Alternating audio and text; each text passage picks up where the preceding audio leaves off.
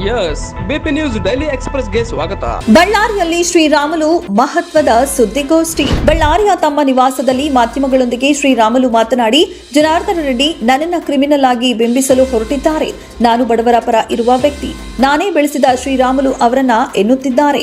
ಜನಾರ್ದನ ರೆಡ್ಡಿ ಯಾರು ಯಾರನ್ನ ಬೆಳೆಸಲು ಆಗಲ್ಲ, ಅವರು ನನ್ನನ್ನ ಕ್ರಿಮಿನಲ್ ಎಂದು ಹೇಳುತ್ತಾರೆ. ಅವರು ಏನೇನೋ ಮಾಡಿದ್ದಾರೆಂಬ ಬಗ್ಗೆ ನನ್ನ ಬಳಿ ದಾಖಲೆ ಇದೆ. ಸಮಯ ಬರಲಿ ಎಲ್ಲ ಬಿಚ್ಚಿಡುವೆ ಎಂದು ಕಿಡಿಕಾರಿದರು.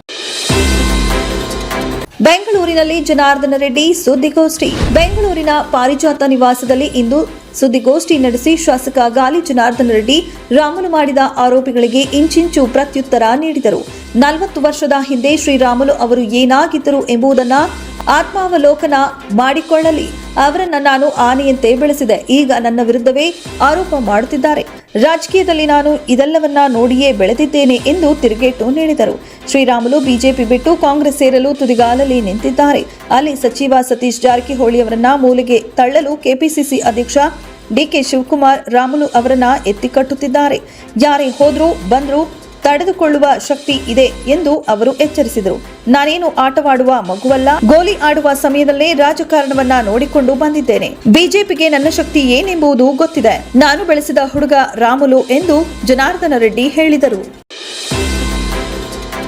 ಕ್ಷಯ ರೋಗ ಮುಕ್ತ ಭಾರತ ಮಾಡಲು ಎಲ್ಲರೂ ಸಹಕರಿಸಿ. ಡಾಕ್ಟರ್ ವಿದ್ಯಾಶ್ರೀ ಮನವಿ.